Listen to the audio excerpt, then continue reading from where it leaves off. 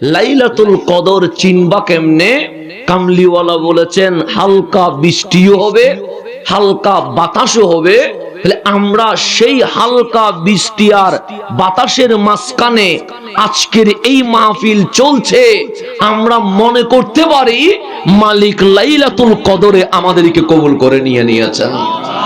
তো যেহেতু লাইলাতুল কদরের সময় চলছে, এই মাহে রমজানের কোয়ালিটি কি, স্পেশালিটি কি, যোগ্যতা কি, ক্ষমতা কি? মুহররম এটাও মাস, সফর এটাও মাস, রজব এটাও মাস, শাবান এটাও মাস। সবগুলো বানিয়েছেন কে? আল্লাহ। কিন্তু পাক কোরআন খুলেন, রজবের নাম কোরআনে নাই, শাবানের নাম কোরআনে নাই, রবিউস সানির নাম কোরআনে নাই। কিন্তু কোরআন যখন খুলবেন, আল্লাহ বলছেন শাহরু রমজান আল্লাযী উনজিলা। আমার মালিক বলে বান্দা 12 মাস আমি বানিয়েছি, কিন্তু আমি আল্লাহ পাক কোরআনে শাহরে রমজান এই মাস নিয়ে আল্লাহ নিজেই মাহফিল করা শুরু করে দিয়েছেন। তাহলে রমজান দামি না অদামি? রমজান দামি হয়েছে কার কারণে? কোরআনের কারণে। কারণ কোরআন এসেছে বলেই রমজান দামি। রমজান তুমি দামি হলা কেন? রমজান বলে আমার কাছে যে রাত আছে, এই রাত অন্য কোথাও নাই। আমি বললাম রাতের নাম কি? আল্লাহ বলে ওয়ামা আদরাকা মা লাইলাতুল কদর। ওই রাতের নাম লাইলাতুল কদর। লাইলাতুল কদর কি জিজ্ঞেস করলাম? গতকালের রাতরাত, আগামী কালের রাতরাত, বৎসরের সকল রাতরাত, তুমি লাইলাতুল কদর কেমন দামি, সেই কারণে এই রাতের আলোচনা। কেন? আমরা চাইলে এখন দাঁড়িয়ে সুবহে সাদিক পর্যন্ত তাহাজ্জুদ, কিয়ামুল লাইল, নফল নামাজ পড়তে পারি। আমরা চাইলে লা ইলাহা ইল্লাল্লাহর জিকির করতে পারি। আমরা চাইলে কোরআন তেলাওয়াত করতে পারি। কিন্তু আমার রাসূল বলছে উম্মাহ 1000 নফল নামাজ পড়লে যে সওয়াব হবে, একটা অজানা মাসআলা জানতে পারলে, একটা কোরআনের আয়াত বুঝতে পারলে, একটা হাদিস অনুধাবন করতে পারলে, আমি নবী ঘোষণা করলাম আমার আল্লাহ 1000 নফল নামাজের চেয়েও আর কোটি গুণ সওয়াব দিয়ে দিবে। আমরা সেই এলমের মজলিসে আছি, সেই জন্য অশিক্ষিত হওয়ার নাম ইসলাম নয়, মূর্খ হওয়ার নাম ইসলাম নয়, নিরক্ষর হওয়ার নাম ইসলাম নয়। আল্লাহ বলছেন ইকরা, হাবিব পড়েন, স্টাডি করেন, গবেষণা করেন। কেন? সে যত বেশি জানবেন, যত বেশি পড়বেন, যত বেশি গবেষণা করবেন, ইসলাম হক, ইসলাম সত্য, একমাত্র ইসলামই নাজাত। এটা বুঝতে হলে জ্ঞানের দরকার আছে না নাই? আছে। সেই জন্য আমার নবীটা এই জমিনে আসলেন, কিন্তু মাকতাবে যাই নাই, স্কুলে যাই নাই, মাদ্রাসায় যাই নাই, কলেজে যাই নাই, ইউনিভার্সিটি যাই নাই। কেন যান নাই? আল্লাহ নিজেই বলছে বান্দা তোমাকে মাকতাবে যেতে হয়, স্কুলে যেতে হয়, কলেজে যেতে হয়, ইউনিভার্সিটি যেতে হয়। কেন? যে পড়তে পারে না তাকে মাকতাবে যেতে হয়। যার কাছে বিভিন্ন বিষয়ে জ্ঞান নাই তাকে ইউনিভার্সিটি, কলেজে যেতে হয়। আল্লাহ বলে হাবিব যাবে না। কেন? আর রহমান আল্লামাল কোরআন। আমি আল্লাহ নিজে আমার হাবিবকে আমি শিক্ষক হইয়া উনাকে ছাত্র বানায়া আল কোরআন শিখিয়ে দিয়েছে। আমার নবীকে শিখিয়েছেন কে? আল্লাহ। যেমন আমরা অনেক জায়গায় পড়েছি, কিন্তু আপনি যদি আমারে বলেন আমার বাচ্চার পেটের ব্যথা, মেডিসিন লিখে দেন, আমি বলবো আমি সিলিন্ডার পারবো না। আমার যদি বলেন আমরা ওখানে বিল্ডিং করব, একটা ম্যাপ ড্রয়িং করে দেন, আমি বলবো আমি ইঞ্জিনিয়ার নয় যে এখানে ড্রয়িং করে দিব। আপনি যখন বিভিন্ন বিষয়ে বলবেন, আমি বলবো এটা পারবো না, ওটা পারবো না। কেন? আমার শিক্ষার বিষয় নির্ধারিত।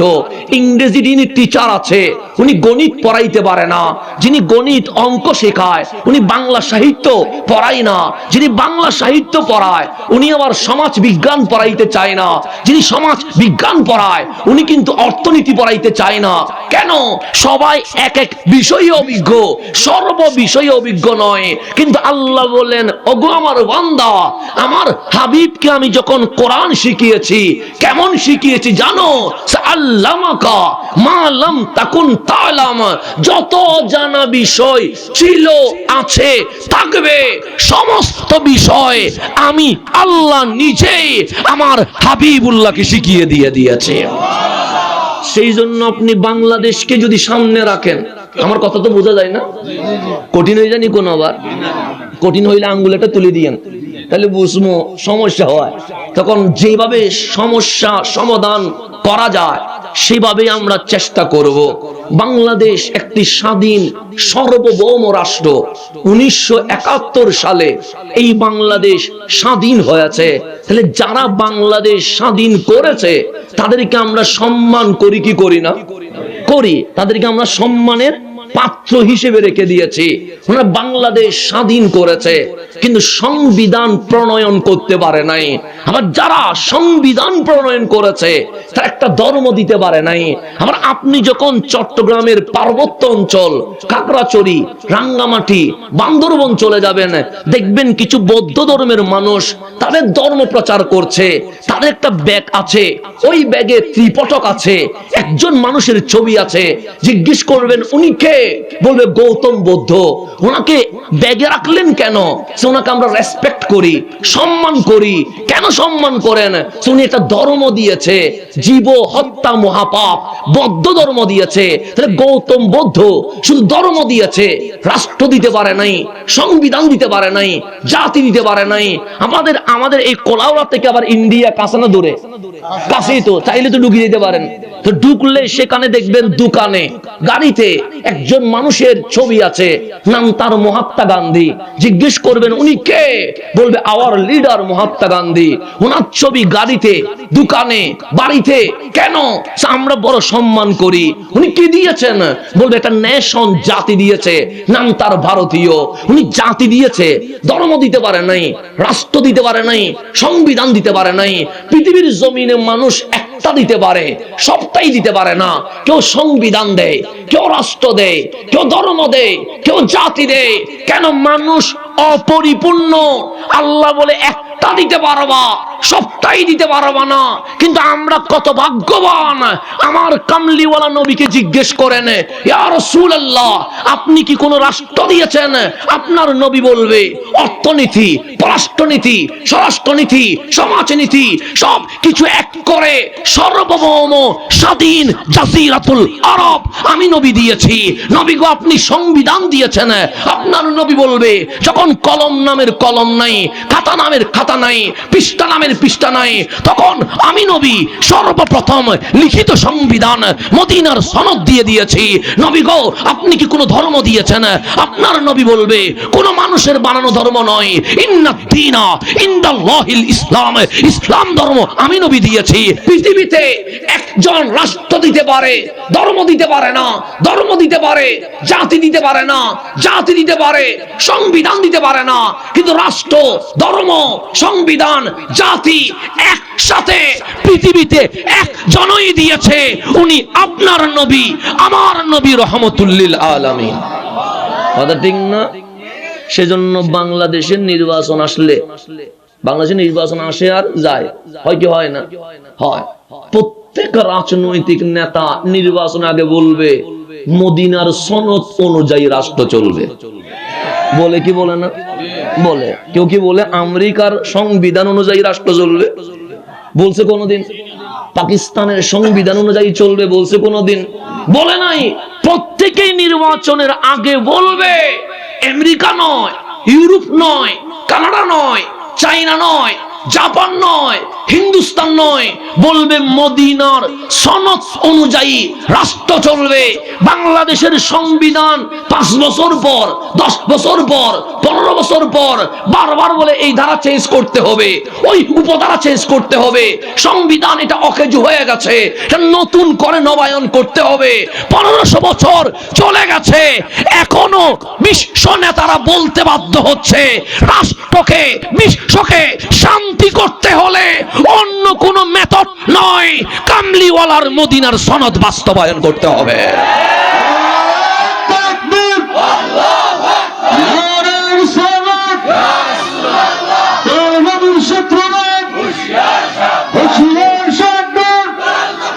সেই জন্য যেই রাজনৈতিক দল যেটাই হোক, কিন্তু সবাই বলতে বাধ্য হয় মদিনার সনদ বাস্তবায়ন হবে। কেন? মদিনার সনদ বাস্তবায়ন হলে হিন্দু অধিকার পাবে, বৌদ্ধ অধিকার পাবে, খ্রিস্টান অধিকার পাবে, মুসলমান অধিকার পাবে। সকল জনগোষ্ঠী সংখ্যা কেউ গরিষ্ঠ হয়, সংখ্যা কেউ লঘু হয়, কিন্তু মদিনার সনদ অনুযায়ী সংখ্যা গরিষ্ঠ বলতে কথা নাই, সংখ্যা লঘু বলতে কথা নাই। রাষ্ট্রের নাগরিক সমান অধিকার বাস্তবায়ন করতে হবে। এটা হচ্ছে মদিনার সনদের অন্যতম কি মেথড। দ্বিতীয় ধারা যেটা আছে, দ্বিতীয় ধারায় আমার রাসূল বলছে ধর্ম ভিন্ন হতে পারে, কিন্তু ধর্মীয় স্বাধীনতা সমানভাবে হবে। সেখানে 3 জন হোক, সেখানে 1000 হোক, আমি নবীর কাছে সংখ্যা গরিষ্ঠও নাই, সংখ্যা লঘুও নাই।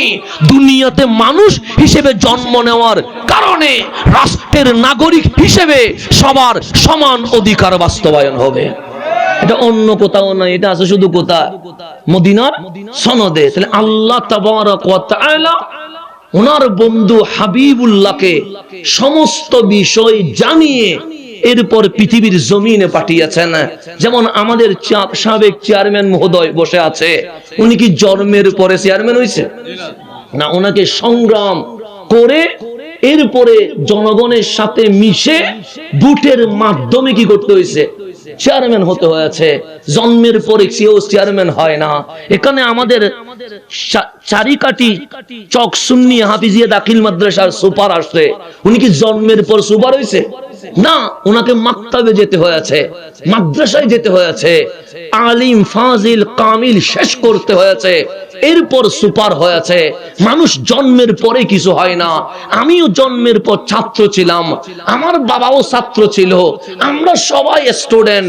এরপরে গিয়ে কেউ ব্যবসায়ী, কেউ প্রবাসী, কেউ সুপার, কেউ নেতা, কেউ জনগণের সেবক, এটাই হয়েছে। প্রত্যেকে জন্ম নেয় এজ এ স্টুডেন্ট, ছাত্র হিসেবে। কিন্তু আমার নবী মা আমেনার কুলে যখন আসছে, কামলিওয়ালা ডাক দিয়ে বলছে, উম্মত আমি মাকতাবে যাব না, আমি স্কুলে যাব না, আমি কলেজে যাব না, আমি আলিয়া বা কওমি কোন মাদ্রাসায় যাব না। আমরা বললাম, ইয়া রাসূলুল্লাহ, মাকতাবে না গেলে নিরক্ষর বলে, স্কুল কলেজ ইউনিভার্সিটি না গেলে মানুষ মূর্খ বলে। কামলিওয়ালা নবী বলছেন, সবাই জন্ম নেয় ছাত্র হইয়া, বুইতু মুআল্লিমান, আমি নবী পৃথিবীর জমিনে বিশ্বকুলের শিক্ষক হয়ে এই জমিনে শুভ আগমন করে ফেলেছে। সবাই আসে ছাত্র হয়ে, আমার নবী এসেছে শিক্ষক হয়ে। আমার কথা বোঝা যায়নি? ইনশাআল্লাহ আমাদের তাহিরি ভাইও প্রায় কাছাকাছি চলে আসছেন। আপনাদেরকে বেশি ডিস্টার্ব করব না, বা সাহারি খাইতে হবে তো, সেই জন্য আমাকেও লং জার্নি করতে হবে, অনেক দূর। মাশাআল্লাহ, সিলেটের মানুষের সাথে আমাদের সম্পর্ক এটা হচ্ছে রক্তের চেয়েও বেশি। কেন? আপনারা 360 আউলিয়ার উত্তরসূরি, আমরা 12 আউলিয়ার উত্তরসূরি। আমাদের কালচার সংস্কৃতি কিন্তু মিলে। বিয়েতে আপনারা যেরকম আমরাও সেরকম। দেখেন খাওয়া দাওয়া মেহমানদারিতে আপনারা যেরকম আমরাও। সেজন্য আসার সময় বলে দিয়েছে যে ঘরে যাইতে হবে। তাহলে তার মানে কি? তার মানে মেহমানদারি মিস করা যাবে না। এগুলো আল্লাহর ওলিরা আমাদেরকে শিখিয়ে গেছেন। মেহমানকে খালি মুখে বিদায় দিও না, অন্তত 1 কাপ চা দিয়ে মেহমানদারি করো। কেন? রাসূলের সুন্নত জারি থাকলে এই রাষ্ট্রে শান্তি বর্ষিত হবে। এখন আসেন সামনের দিকে, যে গভীর আমি যেখানে যাচ্ছি, লাইলাতুল কদর নিয়ে আলোচনা করতে গেলাম। সেই আলোচনাটাকে আমাকে কন্টিনিউ করার জন্য আপনাকে কিছু ভূমিকা জানতে হবে। তাহলে আমার রাসূলকে সব শিখিয়েছেন কে? আল্লাহ। সেজন্য আমারও জন্ম, আমাদেরও জন্ম রাসূল 12ই রবিউল আউয়াল এই দুনিয়ার জমিনে তাশরীফ এনেছেন। কিন্তু আমার জন্ম আর নবীর আগমন কখনো এক নয়। আমি পৃথিবীর জমিনে আসলাম, আমার মা দেখেছে একটা ছোট্ট ছেলে জন্ম নিয়েছে, আমার বোন পৃথিবীর জমিনে এসেছে, আমার মা দেখলেন একটা মেয়ে এসেছে, আমার বাবারে বললেন আপনি ছেলের বাবা, বাবা বললেন নাম তার হাসান রেখে দাও। কিন্তু মা আমেনা বলছেন আমার ঘরেও একটা নূর এসে গেছে, আমার ঘরেও একটা জাত এসে গেছে। কখন? সুবহে সাদিকের মুহূর্তে। আমরা বললাম মারে আপনি কি দেখেছেন? আপনার মারে জিজ্ঞেস করবেন মা যেদিন আমি জন্ম নিয়েছি আপনি কি দেখেছেন? আপনার মা বলবে তুই ছোট্ট একটা বেবি ছেলে দেখেছি, আমার মাও বলবে একটা ছেলে দেখেছি। কিন্তু আমার রাসূল বলছে রাত উম্মি নূরা, আমার মা ছেলেও দেখে নাই মেয়েও দেখে নাই, আমার মা দেখছে তার ঘরে একটা নূরের খণ্ড এই জমিনে তশরীফ এনে ফেলেছে। আমি বলি রাসূল বলছে রাত উম্মি, আমার মা দেখেছে নূরা, একটা নূর, নূর মানে লাইট, নূর মানে আলো। এই যে লাইট দিছেন অন্ধকার না আলো? আলোই তো। কিন্তু মানুষ যারা দাঁড়িয়েছে এরপরে আলো আছে না অন্ধকার?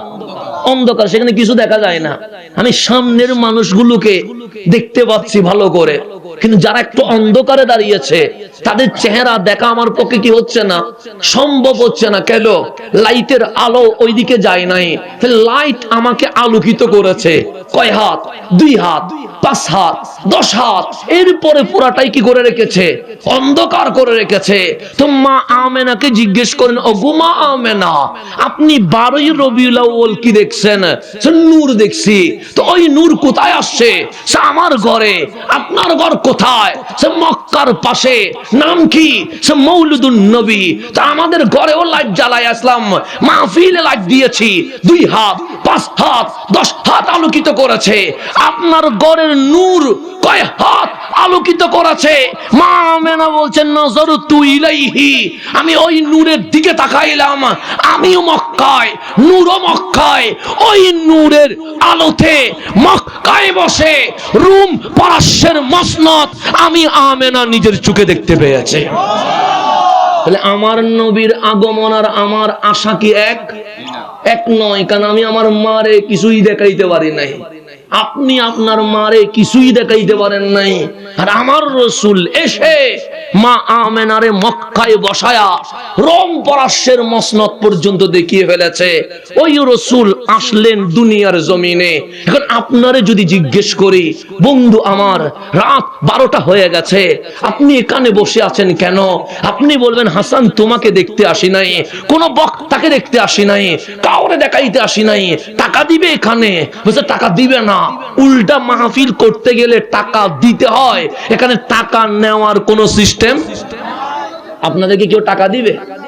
500 টাকা দিবে? এটা নির্বাচন না যে আপনাকে টাকা দিয়ে ভোট কিনবে, কথা ঠিক না?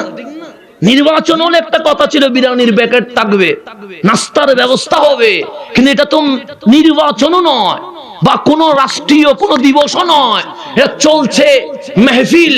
তো এই মাহফিলে আসলেন, টাকাও পাবেন না, পয়সাও পাবেন না, তো আসলেন কেন? বলবেন একটা কারণে এসেছি, মাওলা যেন রাজি হয়ে যায়। আমরা এসেছি কাকে রাজি করতে? আল্লাহরে। এই রোজা যে রাখলেন, গোপনে খাইলে কি কেউ দেখে? কিন্তু দুপুরে খাইছেন, খান নাই। আসরে পানি পান করছেন, করেন নাই। কেন? খাইলে তো কেউ দেখে না, গোপনে তো খাওয়া যায়, তো খান নাই কেন? সে আল্লাহরে রাজি করার জন্য। নামাজ পড়লেন কেন? সে আল্লাহরে রাজি করার জন্য। শুধু আমি নয়, এই জমিনকে জিজ্ঞেস করেন, জমিন তুমি তো পানির উপরে। জমিন বলবে হ্যাঁ পানির উপরে। তো তুমি ডানেও হেলছো না, বামেও পড়ে যাচ্ছ না কেন? বলবে মাওলারে রাজি করার জন্য। আসমান তোমার কোনো খুঁটি নাই, আমার প্যান্ডেল ভেঙে গেছে, খুঁটিগুলো পড়ে গেছে, আমি প্যান্ডেল লাগাইতে পারি নাই, কিন্তু আসমান তুমি দাঁড়িয়ে আছো কেন? বলবে মাওলারে রাজি করার জন্য। বৃষ্টি তুমি আজকে পড়লা কেন? বলবে মাওলারে রাজি করার জন্য। সূর্য দিনে উঠে কেন? বলবে মাওলারে রাজি করার জন্য। চাঁদ তুমি হাসো কেন? বলবে মাওলারে রাজি করার জন্য। শুধু আমরা নয়, আমাদের বাবা সৈয়দুনা আদম আলাইহিস সালাম 300 বছর কান্না করেছে। জিজ্ঞেস করেন বাবা কাঁদলেন কেন? বলবে মাওলা যেন রাজি হয়ে যায়। হযরত আইয়ুব আলাইহিস সালাম অসুস্থ হয়ে গেলেন। আল্লাহ জিজ্ঞেস করলেন কাইফা হালুকা ইয়া আইয়ুব, আইয়ুব কেমন আছো? আইয়ুব বলেন আলহামদুলিল্লাহ। ওনার গায়ে পোকা চলে এসেছে। আল্লাহ বলেন কেমন আছো? আইয়ুব বলেন বড় ভালো আছি মাওলা। পোকা মাংস খেতে লাগলো। আল্লাহ বলেন কেমন আছো? আইয়ুব বলে বড় ভালো আছি। আমার মালিক বলে গায়ের জ্বর হলে মানুষ চিৎকার করে, তোমার গায়ে পোকা মাংস খাচ্ছে, এরপরেও তোমার কোনো অবজেকশন নাই? আইয়ুব বলে নাই মাওলা, হাড্ডি খেলে কাক, মাংস খেলে কাক, আমার কোনো আপত্তি নাই। মালিক ঠোঁট আর জিহ্বা যেন না খায়। আল্লাহ বলে ঠোঁট জিহ্বা দিয়ে কি করবা? আইয়ুব বলে মালিক তোমার জিকির করতে করতে আমি আইয়ুব তোমাকে রাজি করে ফেলবো। হযরতে আদম ও সফিউল্লাহ কাঁদে, মালিক তুমি রাজি হয়ে যাও। আইয়ুব কাঁদছে, মালিক তুমি রাজি হয়ে যাও। আপনি যদি আগুনে পড়ে যান চিৎকার করবেন, আমি যদি আগুনে পড়ে যায় আমি বলবো হেল্প মি, আমাকে সাহায্য করো। কিন্তু হযরতে ইব্রাহিম খলিলুল্লাহ আগুনে পড়ে গেছে, আওয়াজ নাই, শব্দ নাই, সাউন্ড নাই। আল্লাহ বললেন জিবরিল সিদরাতুল মুনতাহায় কি করছো? আমার খলিল আগুনে পড়ে যাচ্ছে, আগুন জ্বালায়া ফেলবে, যাও না কিছু লাগবে কিনা দেখো। জিবরিল পাখার শক্তি দিয়ে দ্রুত চলে আসলেন, ডাক দিয়ে বললেন ইয়া ইব্রাহিম তাহতাকা নার, তোমার নিচে আগুন, তোমার আগুন জ্বালায়া ফেলবে। হাল্লাকা হাজা, কোন সাহায্য লাগলে আমারে বলো। তখন ইব্রাহিম বলছেন লা, কোন সাহায্যের দরকার নাই, জিবরিল চলে যাও। জিবরিল বলেন আমার কাছে চাইলা না, মেনে নিলাম, মাওলারে কিছু বলতে হবে। সে বলতে হবে না, তাহলে তো পুড়ে যাবা। খলিল বলেন পুড়ে ছাই হয়ে যাব, এরপরেও একটা জিনিস চাই, আমার মালিক যেন রাজি হয়ে যায়। আল্লাহ বললেন আমার খলিল যখন এতটুকু পরীক্ষা দিয়েছে, আগুন তোমার নিয়ম, তোমার কানুন, তোমার সুন্নাহ, তোমার নিয়ম হচ্ছে পুরাইয়া ফেলা, কিন্তু আমার খলিল যখন পড়ে গেছে কুনি বারদা, তুমি ঠান্ডা হয়ে যাও। আর বেশি ঠান্ডা হলে কষ্ট পাবে আমার খলিল, আমি সইতে পারবো না। সালামা, জান্নাতের বাগানে রূপান্তরিত হয়ে যাও। এইভাবে বাবা আদম কাঁদছে, মালিক তুমি রাজি হয়ে যাও। আইয়ুব আলাইহিস সালাম কাঁদছে, মালিক তুমি রাজি হয়ে যাও। খলিল কাঁদছে, মালিক তুমি রাজি হয়ে যাও। ইউনূস আলাইহিস সালাম সমুদ্রে পড়ে গেছে, সেখানেও বলছে লা ইলাহা ইল্লা আনতা, মাছ ওনাকে খেয়ে ফেলেছে, উনি ওখানেও বলছে লা ইলাহা ইল্লা আনতা। আল্লাহ বললেন আইয়ুব আইনা, তুমি কোথায়? সে ফি বাতনিল হুত, মাওলা আমি মাছের পেটের ভিতরে। আল্লাহ বলে তুমি সেখানে চিৎকার করার কথা, কিন্তু তুমি তো আমার জিকির শুরু করে দিয়েছো। হযরত ইউনূস বলছেন মালিক তুমি চাইলে পাহাড়ের চওড়ায় ছেড়ে দাও, আমার কোনো আপত্তি নাই। তুমি চাইলে সমুদ্রের মাঝখানে ছেড়ে দাও, আমার কোনো আপত্তি নাই। তুমি চাইলে সমুদ্রের তলদেশে চোবাও, আমার কোনো আপত্তি নাই। কিন্তু আমি লা ইলাহা ইল্লা আনতা বলে বলে তোমাকে রাজি করে ফেলবো। নবীও বলে মালিক তুমি রাজি হয়ে যাও, রাসূলও বলে মালিক তুমি রাজি হয়ে যাও, জিবরাইলও বলে মালিক তুমি রাজি হয়ে যাও, মালাকুল মউত বলছে মালিক তুমি রাজি হয়ে যাও, সমস্ত পৃথিবী বলছে মালিক তুমি রাজি হয়ে যাও, আমরা বলছি মালিক তুমি রাজি হয়ে যাও। কিন্তু এই নবীটা কেমন নবী পাইলাম? আল্লাহ বলে হাবিব আমার আদম বলছে মালিক তুমি রাজি হয়ে যাও, আমার শীষ বলছে মালিক তুমি রাজি হয়ে যাও, আমার নূহ বলছে মালিক তুমি রাজি হয়ে যাও, আমার ইয়াকুব বলছে মালিক তুমি রাজি হয়ে যাও, আমার ইউসুফ বলছে মালিক তুমি রাজি হয়ে যাও, আমার মূসা বলছে মালিক তুমি রাজি হয়ে যাও, আমার ইব্রাহিম বলছে মালিক তুমি রাজি হয়ে যাও। আমার সমস্ত নবী রাসূল, আসমান জমিন মাখলুকাত জিন্নাত ফেরেশতা সবাই বলছে মালিক তুমি রাজি হয়ে যাও। আর আমি আল্লাহ বলছি ওয়ালা সাউফা ইউতিকা রাব্বুকা ফাতারদা, হাবিব আমি আল্লাহ চাই আগে আমার নবীটা যেন রাজি হয়ে যায়। আমার আল্লাহ বলছেন মালিক হাবিব আপনি রাজি হন, আমি চাচ্ছি আপনি কি হবেন, রাজি হবেন। এটা কার কথা? আমার মালিকের কথা। গভীরভাবে খেয়াল করবেন, কোরআন মানতে কি আপনাদের কোনো সমস্যা আছে? থাকলে আমারে বলবেন হুজুর আমরা কোরআন মানতে ঝামেলা আছে। যেটা মানেন না সেটা বলবো না, যেটা মানেন সেটাই বলবো। তারপরেও বলবো ইসলাম আমার কথায়, বাপ দাদার কথাই চলবে না, ইসলাম কোরআন সুন্নাহর কথাই চলবে। এর বাইরে কোন শব্দ আমরা উচ্চারণ করতে চাই না। ব্যক্তি দিয়ে ইসলাম চলে না, কোরআন দিয়ে ইসলাম চলে, হাদিস দিয়ে ইসলাম চলে, সাহাবী দিয়ে ইসলাম চলে, আহলে বাইত দিয়ে ইসলাম চলে। কারণ ইসলাম আমি বানাই নাই, ইসলাম আল্লাহ নবীর মাধ্যমে আমাদেরকে দিয়েছে। কথা ঠিক কি না? তাহলে কোরআন মানতে আপনাদের কোনো ঝামেলা আছে? দ্বিতীয় পারার প্রথম পৃষ্ঠা। কত পারা বললাম? দ্বিতীয় পারার প্রথম পৃষ্ঠা। আমরা নামাজের পক্ষে না বিপক্ষে? সবাই পক্ষে আসেননি? এখানে কেউ আছেন যে নামাজ না পড়লেও চলবে এরকম আসেননি? থাকলে বলে দেন যে আমার নামাজ লাগবে না, আমি আপনার ভাইয়া ধরে দুইটা সালাম করে দিয়ে যায়, কোনো সমস্যা নাই। নামাজ লাগবে না এরকম কোন সুফি আসেননি? কোন আবার চাইেন যার নামাজ লাগবে না, আল্লাহ বলবে তোমার আমার লাগবে না। সুতরাং নামাজ ছাড়া সুন্নি হওয়া যায় না। মনে রাখবেন, সুন্নি হইলে নামাজ লাগবে। সুন্নি হইলে কি লাগবে? নামাজ লাগবে। নামাজ ছাড়ার কোন সুযোগ? নামাজ পড়েন কোন দিকে? পশ্চিম দিকে তো পড়েন। পশ্চিমটা কোন দিকে পড়ছে? মানে আমি যেখানে বসেছি সেটাই পশ্চিম। এই পশ্চিমে কি আছে? কাবা আছে। আল্লাহ কি এদিকে নাই? আসেননি? আল্লাহ কি ওইদিকে নাই? আল্লাহ কি এইদিকে নাই? তো পশ্চিমে নামাজ কেন? বলবেন কাবা যেদিকে নামাজ হবে সেদিকে। আপনাদের এখানে তারাবি নিয়ে মারামারি আসেনি? না থাকলে ভালো, থাকলে জামিলা আর কি। তো তারাবি নিয়েও অনেক জামিলা বাংলাদেশে হয়েছে কি হয় নাই? জামিলা ও, কিন্তু নামাজ কি পূর্ব দিকে পড়ছে? নে কোন দিকে পড়ছে? যারা 8 বলে ওরা কি পূর্ব দিকে পড়ছে? যারা 12 বলে ওরা কি উত্তর দিকে পড়ছে? 8 বলুক তাও বলে পশ্চিম দিকে, 12 বলুক তাও বলে কোন দিকে? পশ্চিম দিকে। 20 বলুক তাও বলে কোন দিকে? পশ্চিম দিকে। তাহলে পশ্চিম দিকের নামাজ, এটা নিয়ে তো কোনো মারামারি নাই। ফজর, জোহর, আসর, মাগরিব, এশা, তাহাজ্জুদ, কিয়ামুল লাইল, তারাবি, যতই নামাজ সবগুলো হবে কোন দিকে? পশ্চিম দিকে। কেন? আল্লাহ শুধু তো পশ্চিম দিকে নয়, আল্লাহ কোথায় এটাও তো জানার দরকার আছে না? নাই? আছে। কারণ নামাজে গেছেন আল্লাহ দেখছেন নি? আল্লাহু আকবার বলছেন, আল্লাহ দেখেন নাই। সুবহান রাব্বিয়াল আযীম বলেছেন, আল্লাহ দেখেন নাই। রব্বানা ওয়ালাকাল হামদ হামদান কাসীরান তাইয়্যিবান মুবারাকান ফি বলেছেন, আল্লাহ দেখেন নাই।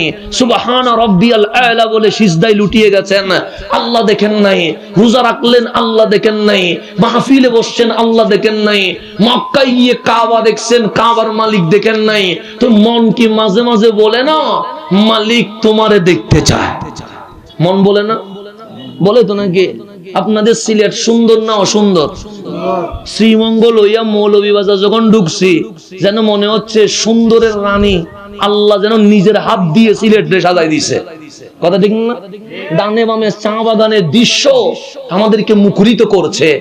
আপনাদের সিলেটে সাদা পাথর আমরা চট্টগ্রাম থেকে গাড়ি ভাড়া দিয়ে দেখতে আসি, আপনাদের জাফলং আমরা দেখতে আসি, আপনাদের চা বাগান আমরা দেখতে আসি। এগুলো সুন্দর না অসুন্দর?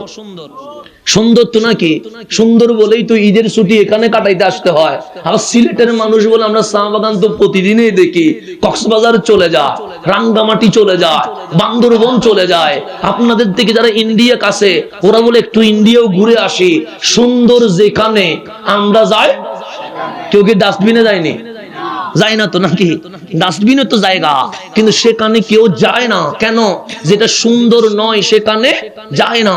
তো মালিক বলে কই যাস? আমরা সিটেঙ্গেরা বলে মালিক সিলেটে যায়। আল্লাহ বলে সিলেটে কি আছে? আমরা বলি মালিক চা বাগান আছে, সাদা পাথর আছে, জাফলং আছে। সিলেটির আল্লাহ জিজ্ঞেস করে কই যাস? সিলেটি বলে মালিক কক্সবাজার, সেন্ট মার্টিন, রাঙ্গামাটি, বান্দরবন যায়। আল্লাহ বলে সেখানে কি? সিলেটি বলে বড় সুন্দর জাফলং, বড় সুন্দর কক্সবাজার, বড় সুন্দর সেন্ট মার্টিন, বড় সুন্দর রাঙ্গামাটি। তো চট্টগ্রাম আর সিলেটির জিজ্ঞেস করছে সুন্দর বানাইছে কে? আমরা বলি মালিক তুমি বানাইছো। আল্লাহ বলে তোরা ঝগড়া করিস না। সিটেঙ্গে বলো সিলেট সুন্দর, সিলেটি বলো চট্টগ্রাম সুন্দর, আমি তো বানাইছি। আমি আল্লাহরে বলতে দে কোনটা সুন্দর। আমরা বলি মালিক তুমি বলো না কোনটা সুন্দর। আল্লাহ বলে কক্সবাজার সুন্দর না, সেন্ট মার্টিন সুন্দর না, রাঙ্গামাটি সুন্দর না, বান্দরবন সুন্দর না, কাকড়াছড়ি সুন্দর না, সিলেটের চা বাগান সুন্দর না, জাফলং সুন্দর না, সাদা পাথর সুন্দর না। মালিক সুন্দর কি? আল্লাহ বলে ওয়াত্তিন, তিন ফলের কসম, ওয়াজাইতুন, অলিভ অয়েলের কসম, ওয়া তুরে সিনিন, সাইনা পর্বতের কসম, ওয়া হাদাল বালাদিল আমিন, মক্কা নগরীর কসম, লাকাদ খালাকনাল ইনসানা ফি আহসানি তাকওয়িম। আমার বান্দার চেয়ে সুন্দর আমি আল্লাহ আর কিছু বানাই নাই। সুন্দর যেখানে আমরা যাই সেখানে। তো আমার মালিককে জিজ্ঞেস করলাম, মালিক আপনি কি আসমানে? আল্লাহ বলে না। আপনি কি পাহাড়ে? আল্লাহ বলে না। আপনি কি সমুদ্রে? আল্লাহ বলে না। আপনি কি পূর্ব পশ্চিম উত্তর দক্ষিণে? আল্লাহ বলে না। তো মাওলা আপনি কই? আল্লাহ বলে তোরা কই? আমরা বলি মালিক সুন্দর যেখানে আমরা সেখানে। আল্লাহ বলে ইজা সাআলাকা ইবাদি আন্নি, হাবিব আপনার কাছে আমার বান্দা বলবে নামাজে আল্লাহ দেখি নাই, রোজায় আল্লাহ দেখি নাই, মাহফিলে আল্লাহ দেখি নাই, কাবায় আল্লাহ দেখি নাই, আমার আল্লাহ কই তা আপনারে জিজ্ঞেস করবে। আপনি বলেন ফা ইন্নি কারিব, আমি আল্লাহ দূরে নয়, আমার বান্দার শাহী রগের আরো কাছে আছে। আল্লাহ দূরে না কাছে? কোথায় কাছে? শাহী রগের। এখন আমার হাত দেখা যায়নি, আমিও দেখতেছি, আমার 5টা আঙ্গুল আছে। আপনারা কয়টা দেখতেছেন? 6টা দেখতেছেন না কোন আবার? তাহলে আমার হাত আমি দেখতে পাই, এই চেয়ে আরো কাছে চোখ আমি দেখি না। আপনি দেখেন আমার চোখে আমি দেখি, এই চেয়ে আরো কাছে আমার নাক আমি দেখি না, এই চেয়ে আরো কাছে আমার জিহ্বা আমি দেখি না, এই চেয়ে আরো কাছে আমার কলিজা ফুসফুসে আপনিও দেখেন না, আমিও। কেন? যেটা বেশি কাছে হয় সেটা দেখা যায় না। আল্লাহ বলে এর চেয়ে আরো কাছে আমি আল্লাহ। এত কাছে হইলে দেখা যায়নি। আল্লাহর পরামর্শ দেন, মালিক এত কাছে না হইয়া হাত যেমন একটু দূরে আছে, তুমি একটু দূরে থাকো, আমিও মন ভরে দেখি। পরামর্শ দেওয়া যাবে নি আল্লাহরে? দিয়ে দেখেন যে আল্লাহ একটু দূরে থাকেন না, আমিও যেন দেখতে পাই। আল্লাহ বলে এত কাছে আসছি কেন জানিস? আমরা বললাম মালিক কেন? আল্লাহ বলে বাবারে বাবা তো ডাকিস? আমরা বললাম মালিক ডাকি ডেলি 30 বারের মতো। মারে মা তো ডাকিস? আমি বললাম সেটা তো 100 বারও হয়ে যায়। বন্ধুর তো বন্ধু ডাকিস? আমি বললাম সেটা তো ডেলি অনেকবার হয়ে যায়। আল্লাহ বলে মাঝে মাঝে তো আমারও ডাকিস? আমরা বলি মালিক বিপদে বললে তো তোমারই ডাকতে হয়। কথা ঠিক না? এমনি সুখে থাকলে না ডাকলেও চলে, কিন্তু বিপদে ডাকলে। আমরা যেহেতু মাহফিল করি, আমাদেরকে অনেক অভিজ্ঞতা নিতে হয়। কখনো বাইকে চড়ে, কখনো রিক্সায় চড়ে, কখনো ভ্যান গাড়ি চড়ে, কখনো নৌকায় চড়ে, কখনো জাহাজ পথে, কখনো বিমান পদে মাহফিলে যেতে হয় কি হয় না? হয়। তো ওই যে চট্টগ্রাম থেকে যখন শরীয়তপুর চাঁদপুর যাব, তখন স্টিমারে উঠতে হয়। তো স্টিমারে উঠলে সেখানে হিন্দু উঠে, বৌদ্ধ উঠে, খ্রিস্টানও উঠে, নাস্তিকও উঠে কি উঠে না? সমুদ্র দেখলে মনে হয় বালির মাঠ, লড়েও না সরেও না, কিন্তু যখন গরম হয়ে যায় তখন সমুদ্রের ঢেউতে জাহাজ একবার ডানে যায় আর একবার কোথায় যায়? বামে যায়। মনে হচ্ছে ডুবে যাচ্ছে, মনে হচ্ছে জান যেন মুখের উপর চলে এসেছে। তখন আমরা দেখতে পাই হিন্দু আছে, বৌদ্ধ আছে, খ্রিস্টানও আছে, মুসলমানও আছে। কোন হিন্দু তখন শ্রীরাম বলে না, কোন বৌদ্ধ তখন গৌতম বুদ্ধ বলে না, কোন খ্রিস্টান তখন যীশু খ্রিস্ট বলে না, সবাই বলে লা ইলাহা ইল্লাল্লাহ। কথা ঠিক না? বিপদে বললে দেখিয়ে আল্লাহ ছাড়া আর কিছু বাইরে না। সেটা হিন্দু হইলেও বাইরে না, সে নাস্তিক হইলেও বের হয় না, শুধু আল্লাহর কথা বের হয়। ঠিক স্টিমার কিনারে দাঁড়িয়ে গেছে, মানুষ জাহাজ থেকে নেমে রাস্তায় চলে গেছে, আল্লাহর নাম ভুলে গেছে। হয় কি হয় না? আল্লাহ কোরআনে সেটা বলছে, বান্দা তুই কিন্তু বিপদে পড়লে আমারে ডাকিস, কিন্তু বিপদ উদ্ধার হলে আবার আমারে ভুলে যাস। এটাই বান্দার সিস্টেম। আমরা বিপদে বললে, সেই জন্য আল্লাহ কাউকে 100 বানায় না। আল্লাহ সব সময় কিছু না কিছু কম রাখে। কেউ কোটিপতি, তার ফ্যাক্টরি আছে, তার গাড়ি আছে, তার বাড়ি আছে, তার বিবি আছে, তার মা আছে, তার বাবা আছে, দেখবেন 7টা মেয়ে আছে, একটা ছেলে নাই। আছে না নাই? আমি যেখানে ছিলাম সেখানে বলি আল্লাহ দূরে না কাছে? বেশি কাছে না কম কাছে? তো বেশি কাছে কেন? আল্লাহ বলে বান্দা যখন বিপদে পড়ে তুই আমারে আল্লাহ বলে ডাক দিবি, আমি আল্লাহ এত কাছে এসেছি, বলছে যখনই আমারে ডাক দিবি তখনই আমি মওলা তোর ডাকের উত্তর দিতে প্রস্তুত আছি। তাহলে মালিক দূরে না কাছে? বান্দার কাছে। আমরা নামাজ পড়ি কোন দিকে? পশ্চিম দিকে। এই পশ্চিম কাবা হয়েছে কেন?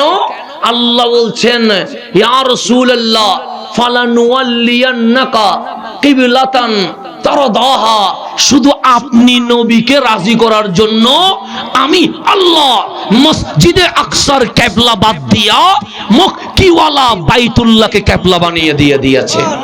তাহলে নবীকে রাজি করতে চাই কে? সেই আল্লাহ আমার নবীকে গিফট দিচ্ছে।